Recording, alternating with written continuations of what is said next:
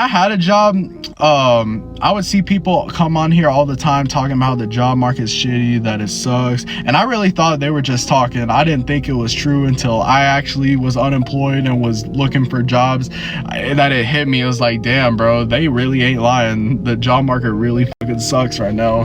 You know, we keep hearing about all these companies that are hiring and that people don't want to work anymore. That's what we hear, right? People just don't want to work anymore. In fact, that is the message, the main message that is being sent by major corporations. However, there's actually not a lot of jobs out there, at least jobs for people without all of the qualifications. Some of these qualifications are insane for jobs that basically offer $30,000 a year and a bachelor's degree on top of that to even offer such a low salary. But we're seeing things like that in today's day and age, especially in 2025. Young people are fed up, older people are fed up. In fact, everyone is fed up with this, being gaslit by companies saying nobody wants to work. It's the people's fault. It's not that corporations aren't hiring. It's not the economy. It's just people don't want to work. I can't stand that message, but it's the message we've been told for the last few years, especially in 2025 and 2024. Is that the reality though? What is it like being unemployed in 2025? Let's discuss it in today's video. But before we get to some videos, I want to let you guys know that about 90% of you are not yet subscribed to the channel. So if you do find yourself coming back and watching more content, please consider subscribing. And with that being said, let's dive into it. The job market right now is so trash that you might as well just stay at that shitty job that you hate until you get like another job locked in. So up until last week, I was unemployed for about 2 months. And the first month, I pretty much just chilled, treated it like a vacation. But by the second month, that's when I started applying to places. And I applied to about 10, 15 different places. And out of those 15 places, I heard back from maybe only 1 or 2 places. The rest, I didn't get no call, no emails, nothing.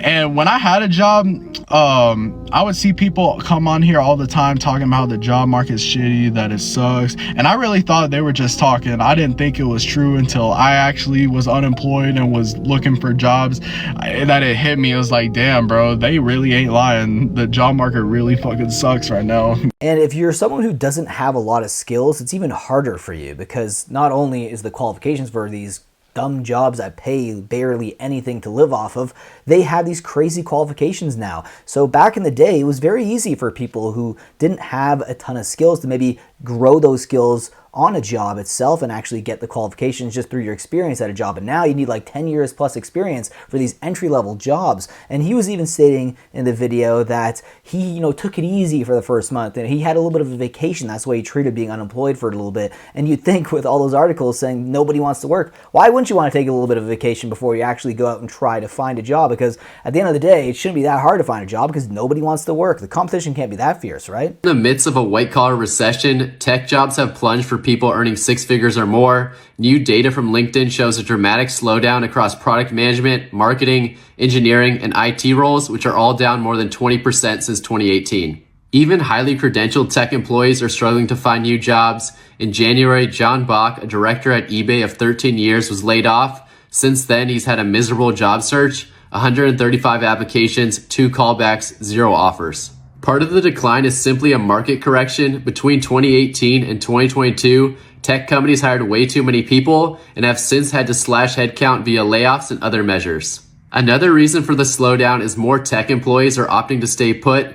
This year, voluntary turnover is below 20%, down from almost 27% in 2022. For more daily business videos, make sure to follow. And how bad are tech layoffs? Let's discuss it here. There's an article that I found from TechCrunch. The tech layoff wave is still kicking in 2025. Last year saw more than 150,000 job cuts across 549 companies, according to the independent layoffs tracker. So far this year, more than 22,000 workers have been the victim of reductions across the tech industry, with a staggering 16,084 cuts taking place in February alone. Now, if you multiply that by 12, it's going to be a much worse year than 2024. The market is trash, and I'll tell you why. Because I had a final round interview for an entry-level job last week. Entry level, mind you, I am 32 years old. My last role, title I had was senior operations analyst. This role I applied for was an operations coordinator. So literally at bottom of the totem pole, a girl who did my peer interview low key, I think she was like 23, 24 years old. So that's the kind of jobs I'm applying to now because I keep getting feedback that I don't have enough experience. So what do, I applied to the lowest level out there, made it all the way to the final round, thought it was a really good fit. Like, I am more than qualified for this job. I'd be like such a great addition to this team. What do I get? Rejected. Don't worry though, I did not get my hopes up like last time, so I am just like, whatever. But you know, I would appreciate some feedback or like clarification why I got rejected. I made it all the way to the final round, and no, I just get a blanketed email from the recruiter. I respond like asking for feedback. Do I get a response? No. It's now been 3 days. No response. Now they're ghosting me, and I'm just like, now, that's actually pretty bad as well. Like, if you're not getting feedback, then you don't even know what you can improve on your resume or maybe your interview skills, right? And she also was going for like entry level, like the lowest jobs, which also have the most applicants sometimes because people say, hey, screw it, I don't have all the qualifications, at least I can try for an entry level job, maybe build the experience there at the company and maybe find ways to climb that corporate ladder. That is a strategy some people use, but unfortunately did not work for her. So where are all the people finding all their jobs right now? Because I can't find anything, and it's not from lack of trying. That is for sure.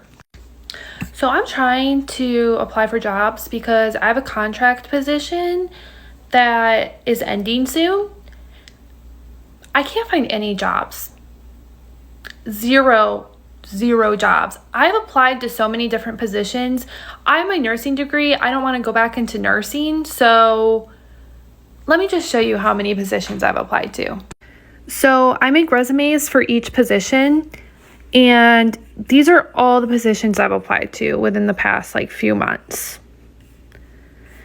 Like, there's so many. Some of them are healthcare related. Some of them are completely not healthcare related. Like payroll specialist, technical analyst, merchandising replenishment. I don't even know what that is, but I applied to it. HR assistant, legal file clerk, administrative assistant, just any job that like I feel like I might be qualified for, I've been applying to. And guess how many interviews I've gotten? I've gotten zero interviews.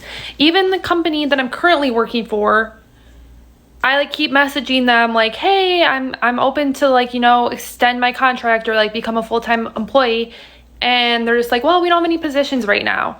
So I feel screwed. I don't know what to do. That's a scary position to be in because if you're a contract worker, you can be laid off a lot easier. She's wanting to get that full-time position, so it kind of solidifies her at the company so she doesn't have to go around and start looking at other companies. And you saw the amount of places she actually applied for is wild. I can't believe that, but it's very believable in 2025. I hear these stories all the time, and if you have similar stories, please share them in the comment section below. And with that being said, guys, I hope you learned something from today's video, and I will see you guys in the next one. Take care.